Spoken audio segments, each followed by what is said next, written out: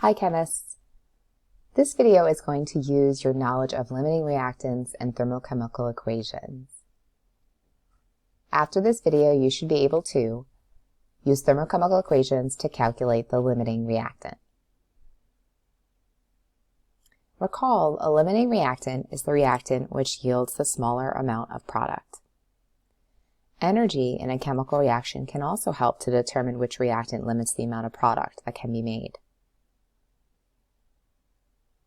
For example, how much energy is used when 14.3 moles of hydrosulfuric acid reacts with 17.1 moles of oxygen gas? That is the equation. Our first calculation is going to be 14.3 moles of H2S to kilojoules.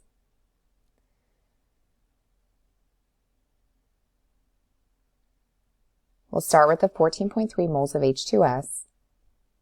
There are 2 moles of H2S to 175 kilojoules.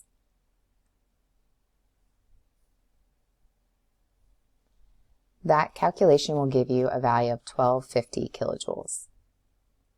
The second calculation will be 17.1 moles of O2 to how many kilojoules? So the ratio is now between the oxygen and the energy. So we'll start with our moles of oxygen. We'll say 3 moles of oxygen to, again, 175 kilojoules. And that'll give you positive 998 kilojoules. The 1250 is the substance that cannot be produced. So remember, just like in our previous unit on stoichiometry, the greater the number, that's the one that is not produced. You have to cross that out, and that means that the limiting reactant in this case is going to be oxygen, and only 998 kilojoules is what is absorbed.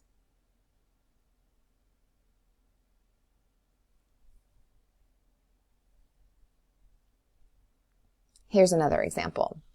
How much energy is produced when 13.11 grams of tin react with 2.715 grams of nitrogen? So you want to balance the equation.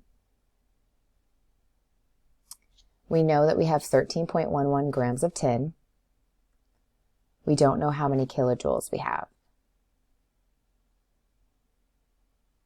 The ratio is between the tin and the energy. So we'll convert grams of tin into moles of tin, and then moles of tin into the energy. Because it is exothermic, there is a negative sign included for the 632 kilojoules. And then your answer should be 23.27 kilojoules.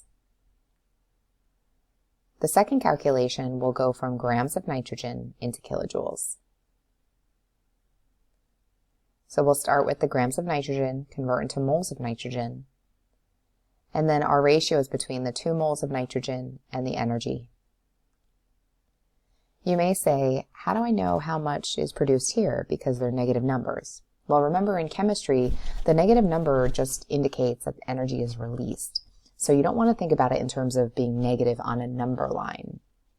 So what this is telling you is that the 30.62, because it's a greater number, ignore the negative sign, that is not what is produced. However, the 23.27 is what is produced.